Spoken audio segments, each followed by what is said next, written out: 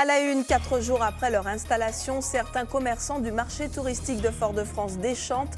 Toujours en chantier, le site ne serait pas entièrement sécurisé. Des revendeuses auraient été cambriolées. Il restera dans les annales. Le 60e sommet de l'OECS s'est refermé ce soir à l'hôtel Batelière, une édition historique marquée par l'adhésion de la Martinique, premier pays francophone à intégrer l'organisation. Que reste-t-il du 5 février 2009, 6 ans après? L'élan de contestation qui avait poussé plus de 20 000 personnes dans les rues semble bien retomber. Parole de Martiniquais à suivre. Le club franciscain, vainqueur hier soir de la deuxième demi-finale allée du trophée mutuel Margaillard. Les Verts et Noirs ont battu le Golden Lion 2-0. Bonsoir et bienvenue dans ce journal qui s'en est pris au bien de certains commerçants du marché touristique de Fort-de-France. Installés le week-end dernier, les revendeurs se réjouissaient de leur halle flambant neuve. Mais toujours en chantier, le site ne serait pas complètement sécurisé. Des individus en auraient profité pour s'y introduire et dérober de la marchandise. Guy Raphaël René. En arrivant sur son lieu de travail mercredi matin, après 3 jours dans son nouvel emplacement, Urania, qui avait laissé une partie de sa marchandise, constate que certains de ses articles lui ont été volés. Un préjudice qu'elle estime à environ 200 €. Des cartes de photos, des sandwichs, des tasses, des trucs comme ça. J'ai appris que la porte était ouverte, c'est quelqu'un qui est venu nous faire ça, mais je pense qu'en Manchester ils ont fait. Une perte pour laquelle elle ne pourra faire aucune réclamation puisque d'après certaines marchandes, tout le monde savait que le site n'était pas encore sécurisé. Les gens qui ont laissé le matériel sur le site, c'est à eux de prendre leurs responsabilités parce que le maire nous avait avertis, les agents nous ont avertis de rien laisser parce que ce n'est pas bien sécurisé. Pour Nelly, présidente de l'association des vendeuses, ce n'est pas la sécurité du bâtiment qui est en cause. Il s'agirait plutôt d'une question de moyens qui fait défaut à certaines marchandes qui ont du mal à gérer la manutention de leur stock. Le maire nous a dit en réunion, il ne faut rien laisser. Alors il y a des mères de famille qui n'ont pas les moyens de transport, ni de voiture, et il y a qui habitent très loin. Alors ils n'ont pas, je ne sais pas comment dire ça, ils n'ont pas le choix. Au total, elles sont 3 marchandes à avoir été victimes de cambriolage. Le chantier encore inachevé. À terme, la municipalité se serait engagée à leur offrir de meilleures conditions de travail. Le 60e sommet de l'OECS s'est donc refermé ce soir à l'hôtel Batelière, une édition historique avec l'adhésion de la Martinique au-delà du symbole fort. Cette nouvelle appartenance devrait déboucher sur des projets de coopération bien concrets. Le point avec Céline Chalonneau. Une signature qui scelle une adhésion historique. La Martinique devient le 10e membre de l'OECS. Les chefs de gouvernement des États de la Caraïbe orientale sont présents avec leur délégation. Accueil en grande pompe à la hauteur de l'événement. Notre île écrit aujourd'hui sa propre histoire. Les modèles économiques sont en pleine mutation. Il ne faut pas laisser aux grandes puissances de nous écrire les modèles économiques. Il faut qu'on construise aussi notre propre modèle, notre propre synergie, notre propre capacité de créer. Et ça, c'est une porte ouverte pour la jeunesse. L'OECS permet aux petits États et territoires insulaires de relever ensemble les défis mondiaux, des combats et des problématiques communes au-delà de la barrière de la langue. En Martinique, vous parlez français, mais toutes les questions sont des questions communes. Nous faisons face aux mêmes difficultés, aux mêmes défis, mais si nous faisons ensemble des stratégies, il est évident que les avancées seront substantielles. À elle seule, la Martinique constitue 60% du PIB et près de 40% de la population totale de l'OECS. L'apport de notre île à l'organisation est indéniable, mais les partenaires l'assurent, la coopération ne sera pas à sens unique.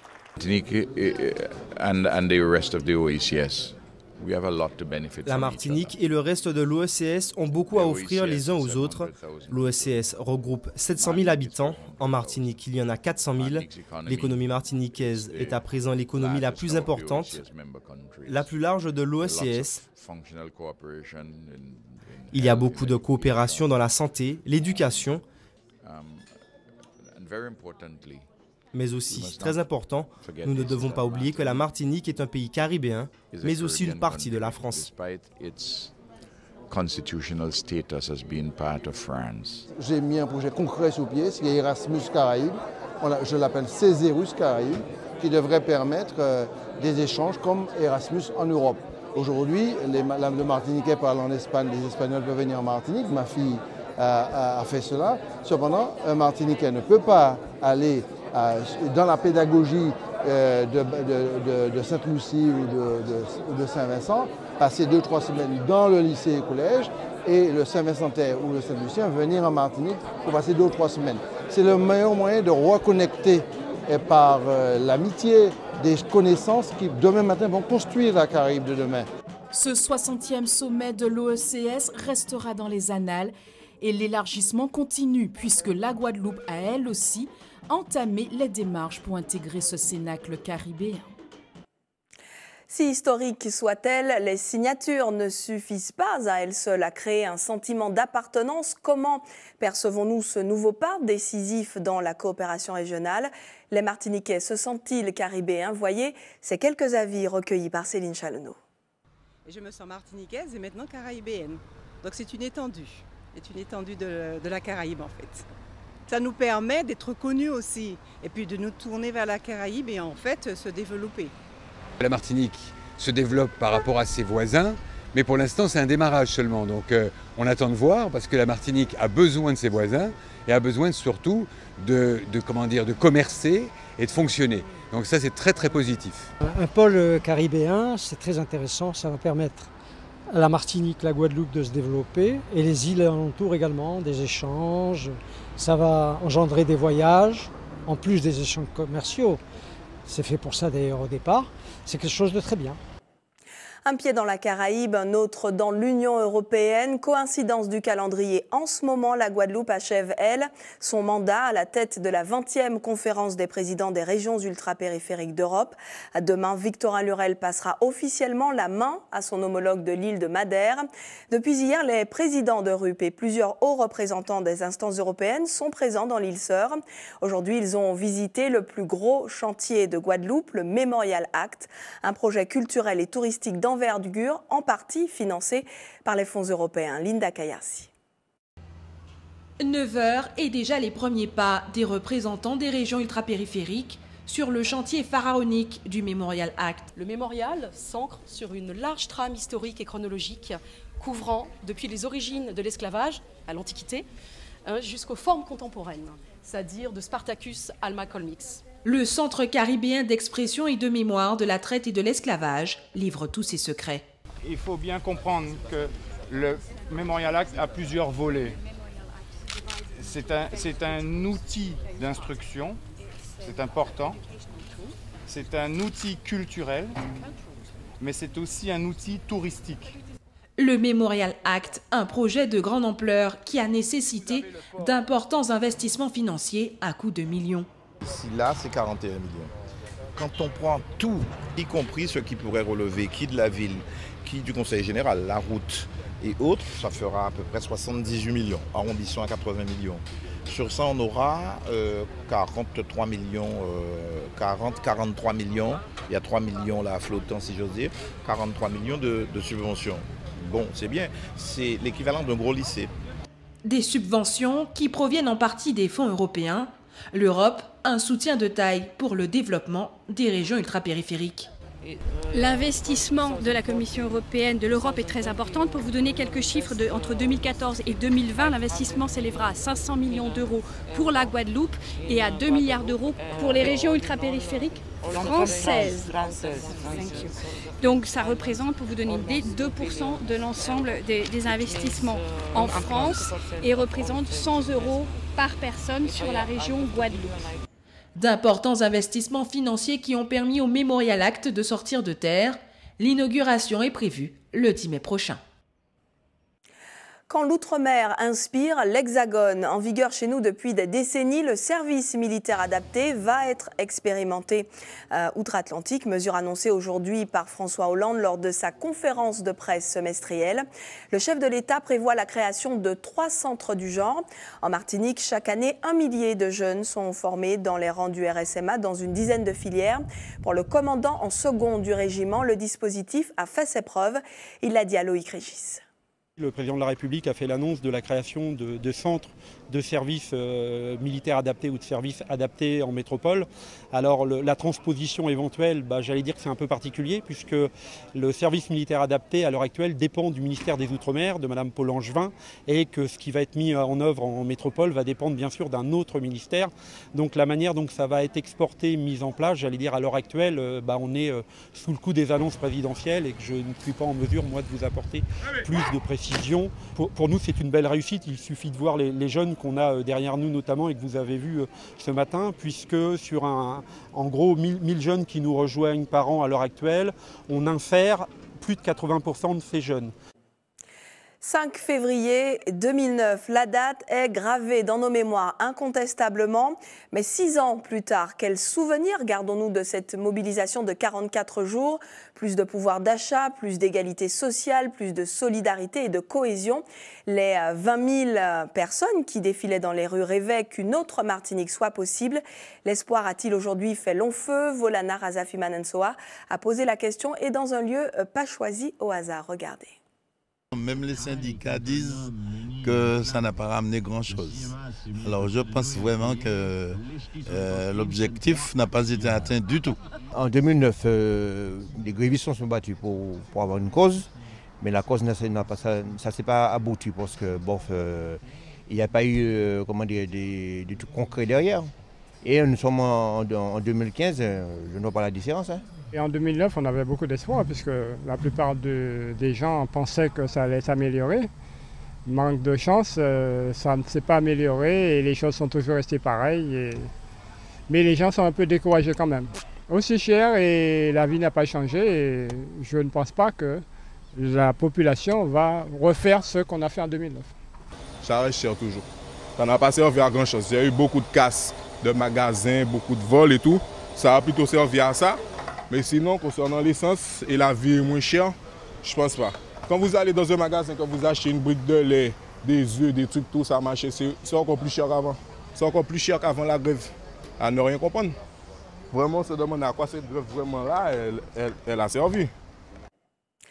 Chikungunya, dengue, gastro-entérite, bronchiolite, grippe, des épidémies saisonnières qui rythment notre quotidien, mais aussi celui de la cellule interrégionale d'épidémiologie. La CIR Antilles-Guyane est justement basée chez nous, gérée par l'ARS et placée sous le contrôle scientifique de l'Institut national de veille sanitaire.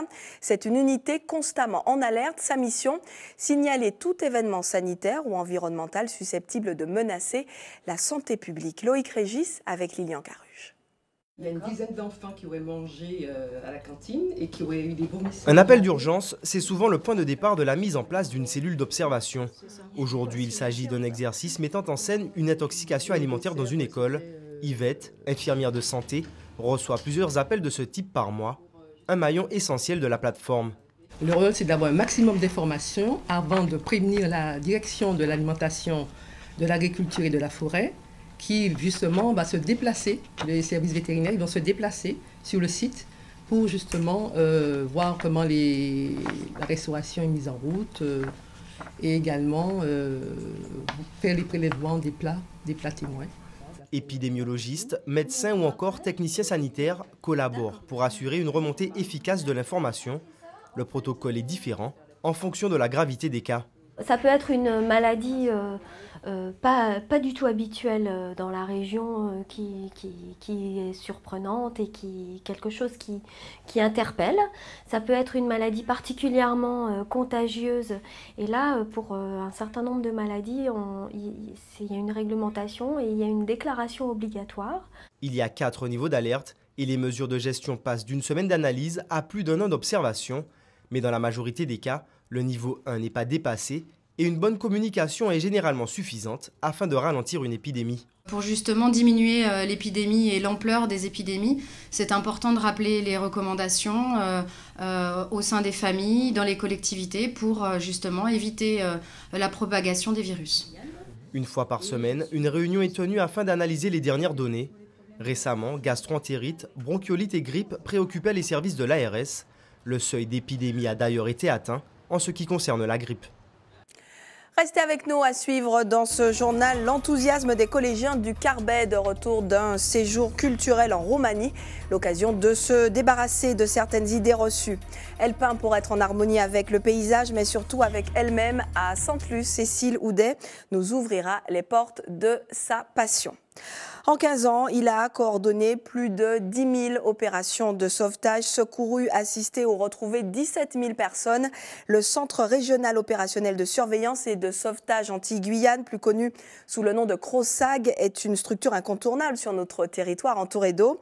Pour renforcer l'efficacité des secours, un numéro d'urgence a été mis en place. Avec nous pour en parler, le directeur du CROSAG, Édouard Perrier. Bonsoir. Bonsoir madame. Merci d'avoir accepté notre invitation. Alors, le CROSAG a fait peau neuve en 2014. Les locaux ont été entièrement rénovés pour un montant de 400 000 €. C'est l'un des centres de secours le plus moderne de France. Est-ce une manière aussi pour les autorités de montrer l'importance de cette structure dans notre pays ? Absolument, il y a de véritables enjeux qui sont aujourd'hui gérés par le CROSAG Antilles-Guyane et les structures méritaient d'avoir le meilleur matériel. Je pense qu'aujourd'hui on est vraiment à la pointe avec le matériel dont on dispose. On a refait à la fois l'acoustique, on a refait le mobilier et évidemment tous les liens et tout le système de transmission, ce qui nous permet d'être extrêmement réactifs et extrêmement opérationnels au profit des usagers. En 2014, 28 personnes sont décédées ou ont disparu en mer. C'est beaucoup moins qu'en 2013, où 79 décès ou disparitions avaient été enregistrés. Qu'est-ce qui explique ce progrès, si l'on peut parler ainsi, entre 2013 et 2014 ? Alors, on peut l'expliquer, on peut espérer en tout cas que les consignes de sécurité, les messages de prévention, de sensibilisation qu'on a passés dans le cours de l'année 2014 aient porté leurs fruits. Les messages de prévention sont assez simples. Quand on prend la mer, on prend la météo avant de partir, on prévient un proche de ses projets et de l'heure à laquelle on envisage de revenir. Et puis on embarque évidemment tout l'équipement de sécurité qui est nécessaire. Et dès qu'on a le moindre problème, on n'hésite pas à appeler le CROSS. Alors, c'est des mesures qui, les professionnels de la mer ont le réflexe, mais effectivement, ceux qui pratiquent des activités de loisirs comme la navigation de plaisance, la plongée, le jet ski, doivent aussi, et même la baignade, doivent aussi respecter un certain nombre de règles, ceux qui ne le font pas toujours.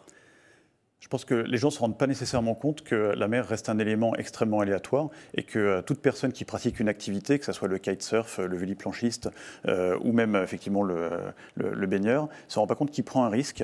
Et donc la mer ici paraît calme, il fait beau, c'est très agréable. En revanche, ça reste malgré tout aléatoire et il y a des mesures de prudence à prendre, quelle que soit l'activité.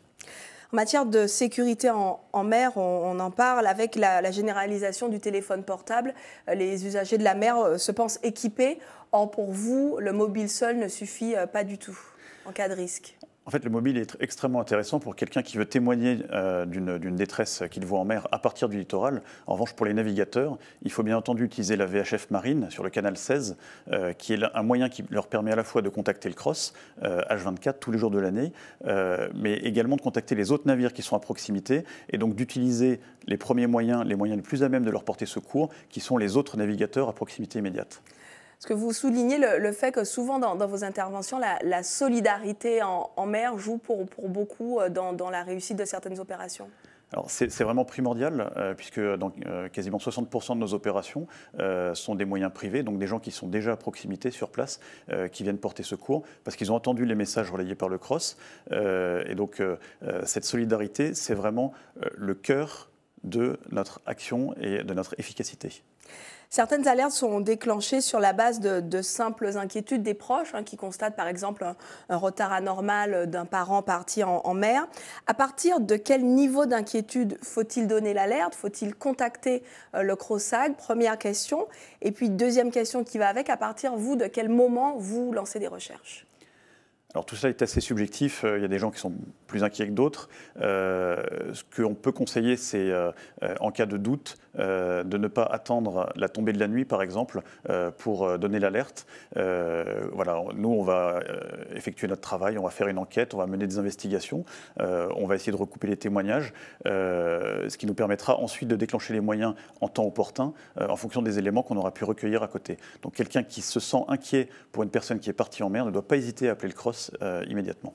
parce que ce sont des opérations qui parfois mobilisent d'importants moyens, des interventions souvent coûteuses. Est-ce que vous attendez le dernier moment pour pouvoir intervenir? Est-ce qu'il faut analyser la situation, recouper les informations avant de contacter les hélicos ou les sauveteurs en mer?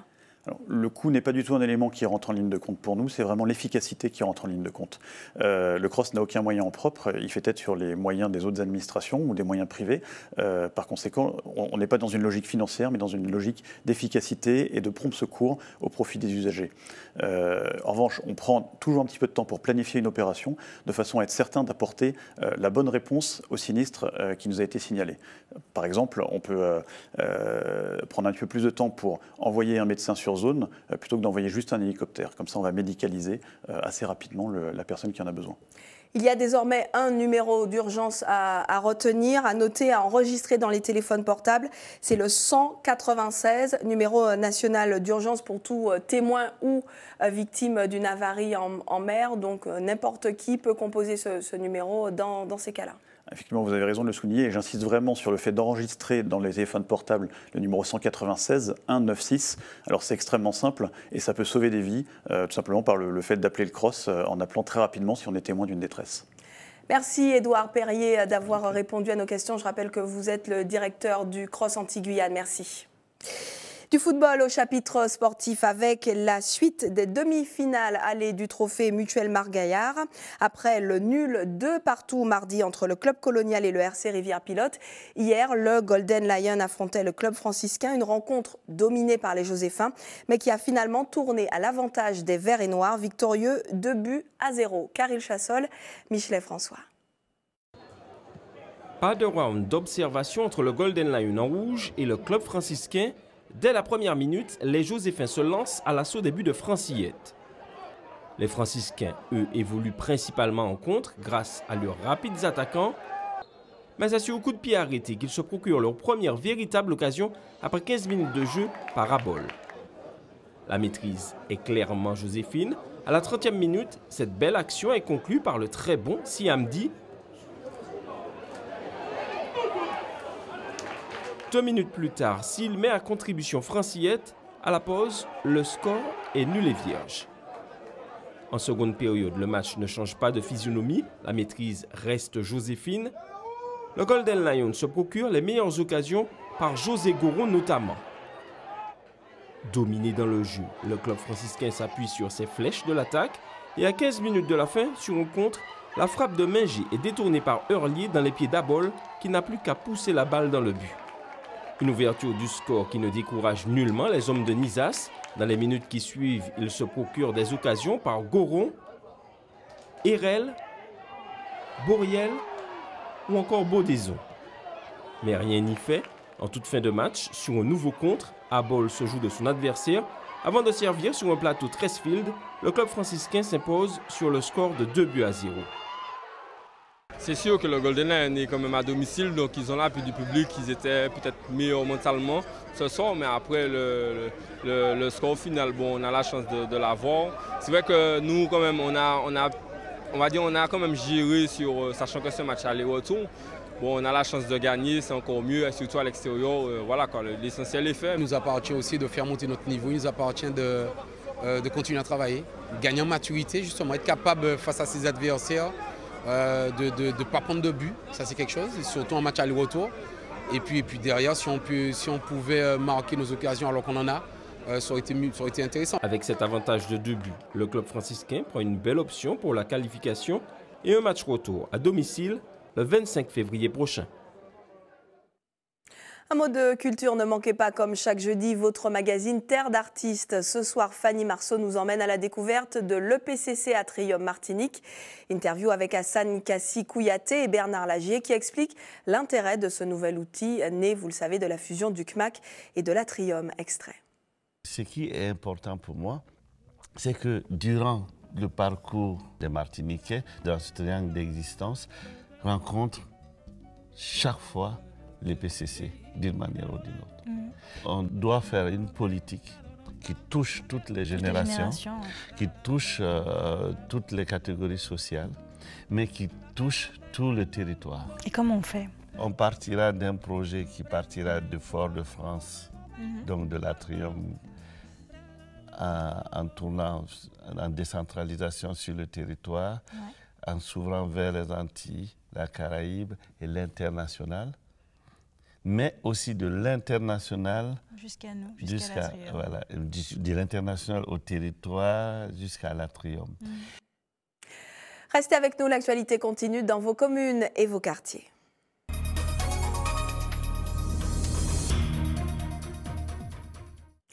Et d'abord, ce retour d'expérience enthousiaste des élèves du collège du Carbet. Dans le cadre d'un programme d'échange européen, ils ont séjourné en Roumanie pendant 10 jours. Une découverte du pays du comte Dracula qui leur a permis de tordre le cou à bien des clichés. Voilà Narazafi Manansoa. Séquence nostalgie à la vue des photos et des vidéos, les élèves en ont pris plein les yeux en visitant l'hôtel de glace du lac Baléa, mais également le château de Bran, résidence du plus célèbre des vampires. C'est super beau là-bas, les églises, surtout le château de Bran ou le château de Dracula, c'était super bien. Il y avait beaucoup d'anciens objets, comme par exemple une machine de torture que j'avais jamais vue, c'était super bien de voir ça. C'était une genre de chaîne avec des clous autour, là. C'était bizarre. Ces 6 élèves reviennent d'un séjour de découverte de 2 semaines en Roumanie, un voyage qui a permis à Aude de revoir ses a priori. Je ne pensais pas que c'était aussi grand, je ne pensais pas que c'était aussi riche aussi. Alors je pensais que c'était un pays qui était pauvre, mais en fait quand j'y suis allée, ce n'était pas du tout un pays pauvre. Au contraire, il est plus développé que le nôtre. Il y a beaucoup plus de bâtiments qui sont assez grands. Avec l'architecture et la culture, la découverte passe aussi par la gastronomie. Nous avons échangé autour de la thématique de l'alimentation locale, dégusté des plats roumains, visité des lieux de production d'alimentation typiquement roumaine. J'ai bien aimé le schnitzel, c'est un plat typiquement roumain, c'est du poulet pané qu'on accompagne avec de la salade ou autre. Mais par contre, j'ai pas du tout aimé la polenta.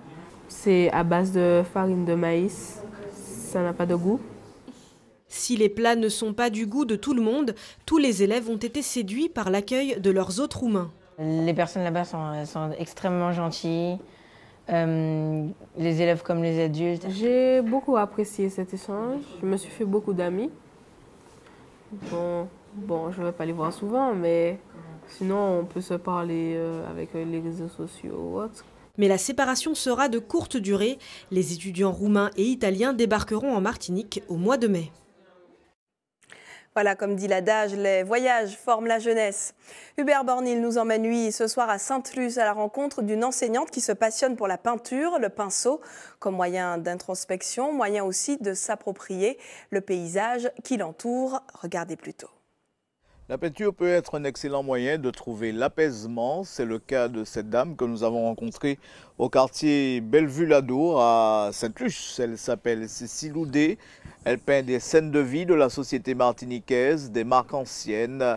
Pour elle, la peinture est une véritable thérapie. Sur les hauteurs de Sainte-Luce, on peut bénéficier de magnifiques points de vue sur la mer. Le coin est aussi idéal pour trouver l'inspiration. J'aime bien les scènes d'antan longtemps, oui. C'est la chance de Cécile Oudé. L'enseignante de profession peut ainsi donner un autre sens à son existence. Déjà dans un premier temps coupée avec son quotidien, c'est sans doute pour cela qu'elle considère la peinture comme une thérapie. Parce qu'on ne réfléchit pas, on est là, on est bien, on n'a pas le bruit des élèves, on n'a pas tout ça. C'est ça une thérapie pour moi, c'est d'être vraiment très à l'aise, quoi. Installée en Martinique depuis une vingtaine d'années, la peinture lui permet de mieux considérer les éléments du patrimoine, comme cela des objets d'art voient le jour à partir de la feuille de palmier ou de la calebasse. Souvent, je prends des calebasses et les calebasses, je les coupe à la bonne taille, je les assemble ensemble avec un petit support. La bourre de coco, tout ça, c'est résiné, c'est dur, c'est solide. Voilà, ça devient un objet de décoration. Voilà, c'est un objet de décoration.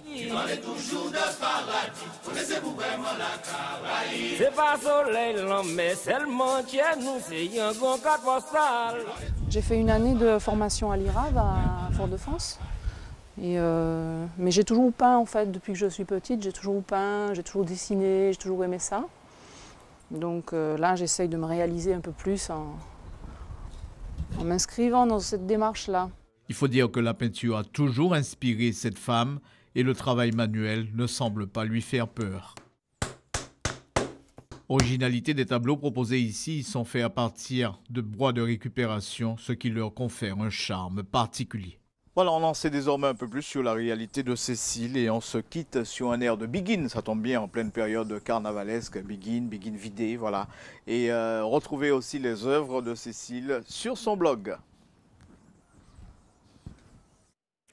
Voilà, c'est la fin de votre journal local et des communes. L'information continue dans une poignée de secondes. Vous avez la parole dans Antche PIA. A tout de suite.